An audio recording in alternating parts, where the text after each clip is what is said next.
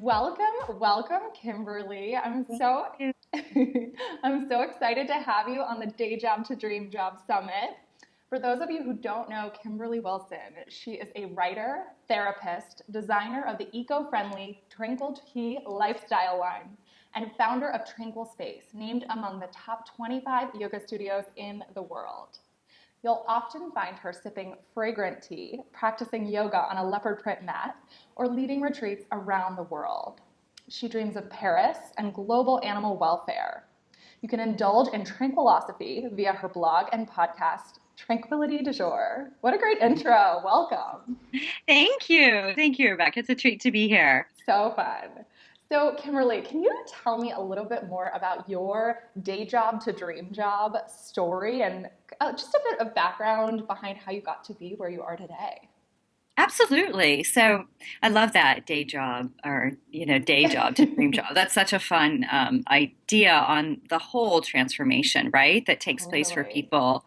So I'm originally from Oklahoma and I moved here almost 20 years ago to attend a paralegal program at Georgetown University. Okay. And so I did that for a few years. So worked in a law firm, intellectual property, and I was like mid 20s. And Mhm. I remember I said to my dad, I'm like, is this it? Like, this is it. Like, we do this for 40 years and then we retire. I'm like, why didn't anyone tell me this? This really is not what I thought life was about. Mhm. So it was a bit discouraging. And I think probably many of your listeners can relate to that feeling because I hear that a Totally. lot from people even today. Mhm. And, and now I think there's so many more opportunities for people, which is really exciting. But, so I sat down with the book, The Artist's Way, Mhm. and I went through a yoga teacher training before yoga was even a thing, really, in DC. There was one training, and I went to it in Bethesda at a woman's home with her teacher from Florida, who was about 75 or 80, who she brought up to Wow. train like six of us. So it's funny, like it's so different, right? And then I went back to Georgetown to help them with running the paralegal program, and then that's whenever I started the studio in my living room. So that was 1999, so 17 years ago, and since then have transitioned into teaching. That was kind of the main thing, growing the studios. We have two Mhm. locations, leading retreats, offering creativity circles, which I know you were a part Yes. of at the Oh my Artist gosh. Way I many loved years ago. It's so fun. I it. love leading those. And so it's been an interesting evolution. And then whenever I came on the 10-year anniversary of the studio, so back in '09, I was like, Mhm. what's next for me? And then that's whenever I decided to go back to school to get my master's in social work. Cool. And so now that's what I'm doing part time. And I really, really love it. So it's this beautiful blend of like yoga, mindfulness, and psychotherapy. Cool, cool. I love it. I love all the different iterations and that it hasn't been just one straight path. And it sounds like as you've evolved, your career has really evolved along with it. Yeah. And the big thing I remember in 2000, whenever I took the leap from working Mhm. at Georgetown and teaching 10 yoga classes on the side and just Wow. like getting burnt out, I was like, this is it. I'm just going to try it. We'll see what happens. And Mhm. yeah, taking that jump is really, really scary, but so exciting and rewarding once you've Mhm. dabbled a little bit, dipping your toe in, not just like leaping and hoping the net appears. It's Yeah. like leap and have a net prepared. Yes, yes, I love that. Have a net prepared. So perfect. So I'm curious, what was the biggest challenge when you were in that time of transition, when you were working and you were teaching yoga classes, kind of right before you took that leap, or right just during that time? Yes, it's such a good question, Rebecca, because I remember it vividly. And I think that so many people also will be able to relate to this feeling of just being pulled in multiple directions, right? It's like Mm-hmm. I was working a day job, rushing home to live my passion, living passion on weekends. So I kind of felt Mm-hmm. like I was two different people, and that can Mm, get really jarring because you're like, totally. where does my focus go? Mm-hmm. I'm not having the energy I need for what it is I want to be doing. So that Mm-hmm. was pretty taxing. And I just Yeah. remember coming upon this point. I went away for a 200-hour teacher training and I came back Mm. and I was like crying in my cubicle. And I thought, I can't do it anymore. I just can't, like, I can't fake it anymore. And what I mean by that is like, I can't really fake that I still care about this job. Yeah, Um, totally. yeah. So that was kind of the hardest thing is like getting to that point. And then whenever you recognize it, like taking that jump into Mhm. really totally the unknown. Yeah, yeah, and that can be so scary for so many people. So, yeah, no, it's awesome. that you did that. And it's so interesting because you're one of those people that I've looked up to for years. And a big theme of this summit is women inspiring other women. So, this idea that we see someone playing full out and going for their dreams, and we think, if she can do it, I can too. And so, I'm curious, like, are there any women entrepreneurs that come to mind for you that have really been that for you, that have kind of shown you what's possible? Yeah, I mean, for me, one of the big people that I have watched over the years is Eileen Fisher. Mm, I love what she stands for, super into mindfulness, has really transitioned her clothing line to eco, yeah, has bells in all the conference rooms and apparently starts each meeting with like 2 minutes of silence. So I love it. yeah, I How really, really cool. like her. So, I mean, it's women like that, and Mhm. yeah, of course, like Oprah, because this is 20 years ago. So, of Yeah. course, Oprah, there's something about her that I feel like is just really has been super inspiring. I mean, she of course has shifted so much. This is like back in the day when she had a talk show, mainly and Mhm. what have you. But I loved watching her and just seeing her evolution and the ways in which you're like, if she can do it, not that we all can become Oprahs, but she overcame so many obstacles, right? So she was somebody I really watched. And then, of course, Martha Stewart. Love Um, it. and she's got this great business book. If your listeners don't know about it, Yeah. amazing book. What is it called? Do you know? It's called like The Rules. I'm trying to see, like, I've got it on a bookshelf, but you know what it is? It came out of her time in prison. A Interesting. lot of her fellow prisoners were like asking for a bunch of business advice. So I think she started Mm, teaching a course or what have you while she was there and then wrote this book. fascinating. It's great. It's a really, really good book. Sorry, my kitty's on my lap, Oh my but God, I love it. he's like, Hi. hey. How adorable. But yeah, Love. so I'd say those three. I mean, now Uh-huh. there's so many amazing entrepreneurs to watch, like that are more kind of Totally. in our age range and a little more like tangible and accessible. But then Hmm. there really wasn't. So it was just observing people from afar. Yeah, yeah, totally, totally, totally, totally. So cool. I know retreats are a big part of what you do, and I'm a repeat retreater with you, and so can attest to how awesome they are and just your attention to detail and the care that you pour into everything that goes into being just this fabulous hostess and facilitator. What is your favorite part of hosting retreats? What do you love most about it? I just have to give a little side story. I was thinking about Rebecca when you came to Tranquility Summer Camp, Oh, and that I was so forget. fun. I think we were Mala and doing, yeah, all we kinds were of either doing things. watercolor or malas, and you're like, I need a nap, and I'm like, honey, you do what you need to do. So we're in like the middle of whatever creativity thing we're I doing, like and you're had like, just got there. I was like, can I just like lay down and take a nap? Like I was like, you go hashtag for it, honey. comfortable, like whatever. It's your retreat. But I love that. You know what I love about that is Mm. taking care of what it is you need, even when you're on retreat, right? Mm-hmm, mm-hmm. Absolutely, absolutely. And asking for what you need. But I'd say my favorite part probably is in the closing circle. So I always do this thing. Even I just recently hosted a virtual retreat. We do a closing circle, and it's Yeah. like, what are your takeaways? Like, how will things be or feel different Mm-hmm. than they were when you arrived?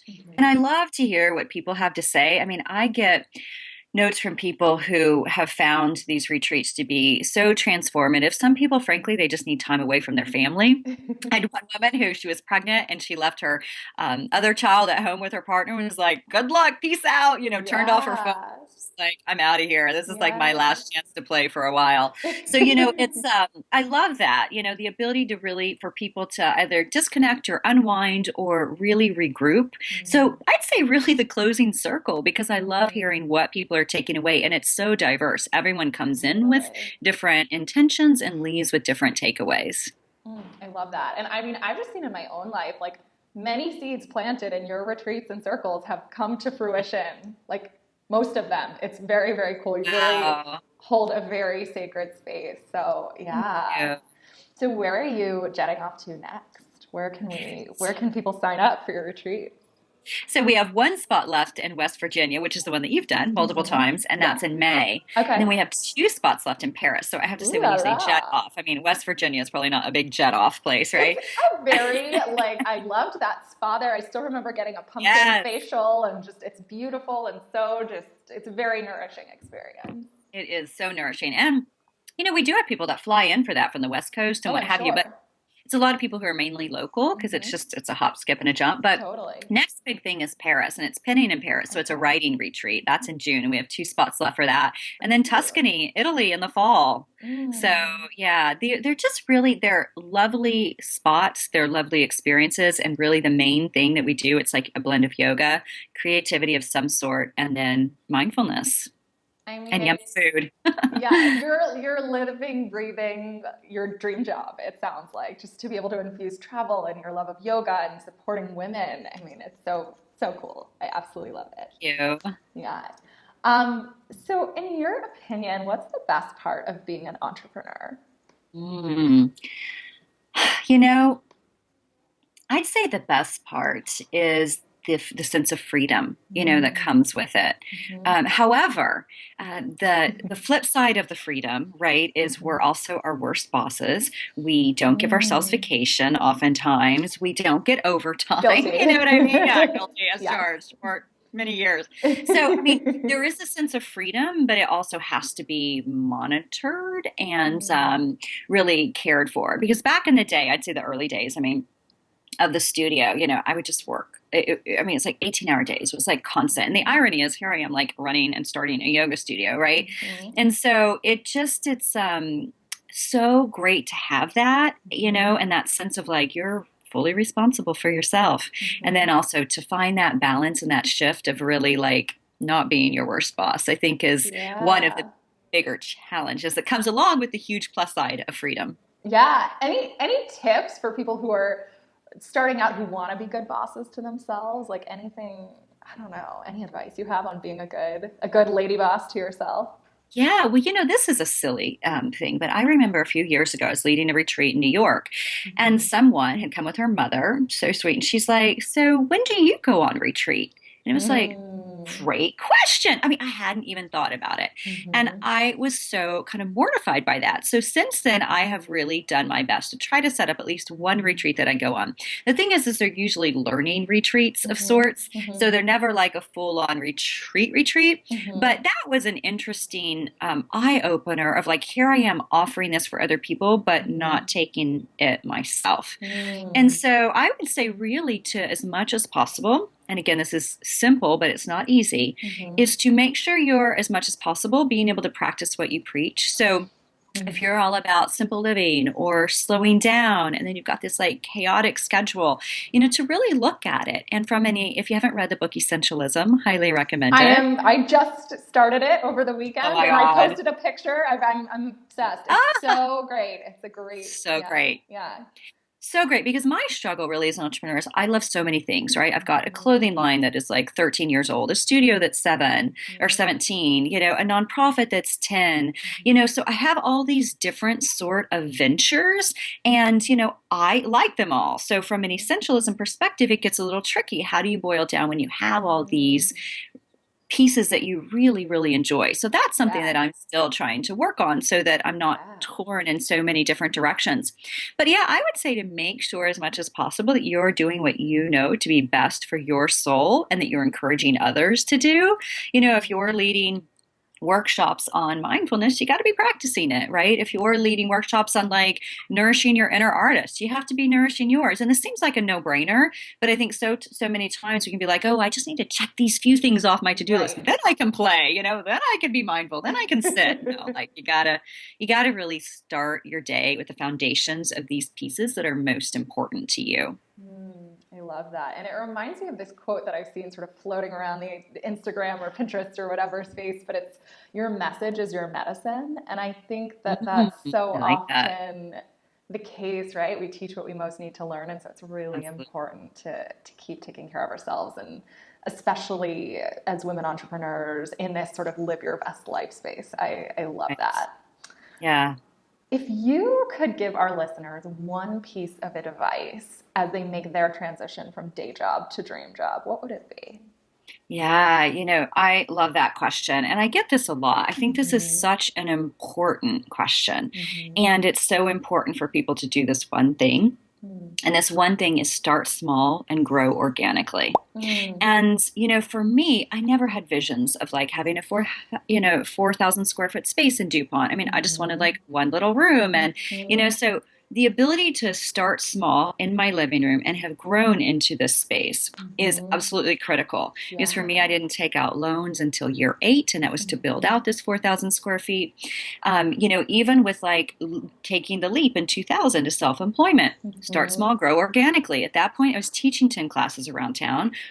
To leave a full-time job that had, benefits and what have you, and a sense of security, I mean, that was a big Totally. deal. So if I had Totally. just quit and been like, I'm going to be a yoga teacher, it's like, that's great, but it would be wonderful if you had some classes lined up, and you knew Totally. that you liked it. So that's Mhm. where my thing is, always start small, grow organically, and see what resonates, because who you are now is probably not who you're going to be in 5 years, 10 years, 15 years, 20 years. You're going to be a growing, evolving being. You may love dog walking now, but you may decide you're a cat person in 5 years. It's just like, so if you put all your eggs in one basket, which Mhm. I think is the beauty of this idea around essentialism, I think Mhm. it can be a challenge as you grow and change and shift. So Totally. I love the idea of essentialism, and then also sprinkling out some seeds, so to speak, into the other arenas that really get you excited too. Cool, cool. I love that. I think that's just, I don't know, so full of wisdom and so important. And I think there's almost this like overnight success thing, or we want to Oh, get yes. there like yesterday, right? And I think Yeah. this start small, grow organically is just so beautifully Critical. put. Love it. Thank you. Yeah. So, can you tell me a bit more about the tranquil treasure trove that people have access to when they sign up for your love notes, which I've been receiving for years and are a delightful addition to my inbox? But yeah, what do people get when they sign up for that? Thank you. Well, I was like, what is something kind of fun and sexy? And I think I just said, just like a little PDF. I mean, Mm-hmm. and I thought, you know what, let me give people access to a lot of things that I have pulled together over the years that would Mm-hmm. help them access a sense of tranquility. So if people sign up for my Love it. love notes, Mm-hmm. which you can do at kimberlywilson.com, there is this piece that's called treasures, right? And then you click on Cool. that, and then you get a password that allows you to get into it. And then that has meditation MP3s. Even last week, I added a new one, a walking meditation MP3. But there's like Ooh. cheetah meditation, body scan, there's a yoga practice, so there's all sorts of Awesome. things, manifestos. So fun things to download and have access to that my hope is will bring a sense of tranquility into someone's everyday. Amazing, amazing. And we will definitely be linking to that below this Thank video and you. in the newsletter so everybody can get all of those goodies. Thank you so much, Kimberly, for joining us today. It's just been such an honor. And yeah, any last thoughts or words you'd like to leave our listeners with before we hop off?